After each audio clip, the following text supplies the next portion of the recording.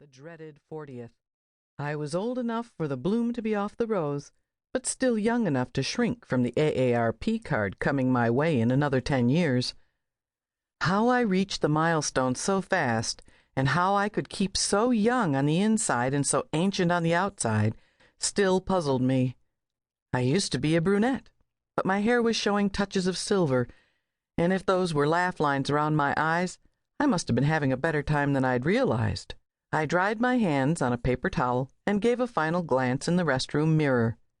Johanna Holland, old maid, a tag I hadn't planned on when I charted my life. I'd counted on the bungalow, picket fence, loving husband and 2 perfect children. But here I was, aging so fast I couldn't catch my breath, and so wrapped up in work and other things that marriage was the last thing on my mind. Sighing, I prepared to face my birthday festivities. Never mind that I was the one who'd set up the community room at the Holefield Community Library, where I'd worked for 20 years. Crepe paper, obligatory balloons that read, "Half dead," "One foot in the grave," and the old standby, "Over the hill." I'd also helped address the party invitations and ordered the refreshments, which was one way of getting what I liked, I suppose. My Aunt Margaret, Dad's sister, a sweet lady but nutty as all get out, had ordered my birthday cake, so there was no telling what I would be stuck with this year. She'd indicated a surprise. Surprise and Aunt Margaret were words that I never wanted to hear in the same sentence.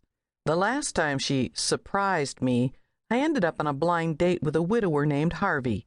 He had 10 kids and was looking for a live-in babysitter. He did offer marriage, on the first date, which I declined. I realized he was desperate, but I wasn't. In fact, I wasn't even needy, and for a 40-year-old woman that was doing okay. I pushed my glasses farther up my nose. The noise level grew louder as I approached the library community room. I smiled, spotting the balloons dangling from the ceiling. One for every year I'd graced the earth with my presence.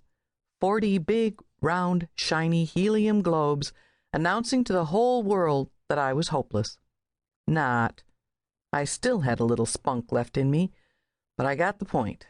40 and still single. Aunt Margaret equated the condition with death. According to her, the battery was about to expire on my biological clock. In fact, she'd stage whisper, she suspected it had already ticked its last tock.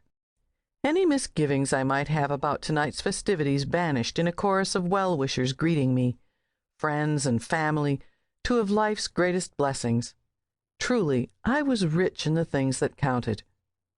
Threading my way through the packed room, I shook hands, shared hugs, and basked in the affectionate glow of love. What wonderful people who cared enough to help a lady celebrate her birthday. Mom and Pop were by the window. I ended up beside them. "Hey, you 2, having a good time?" As always, they wore the demeanor of Ma and Pa Kettle, long, solemn faces. Pop never liked parties. Mom, frail and thin, suffered from osteoporosis. My father was confined to a wheelchair, the victim of emphysema, but they both were dressed in their Sunday best, here to celebrate with me. I was proud of them. I lived at home, looking after their needs. I didn't mind a bit. Despite their no-nonsense approach to life, they were a joy to be around, seldom complaining, and their love for each other and for me was the cornerstone of our lives. Mom, seated on the sofa, reached up to pat my hand. "It's a good party, dear. Fun. The best. Oh, yeah, real blast. Thank goodness in an hour it would be over." "Have you seen your cake yet?" Pop's tone indicated trouble on the way, and my antenna shot up with the speed of a push-button parasol. "What is it this year?" "Nothing." Mom glowered at Pop. "It's a beautiful cake, Clive."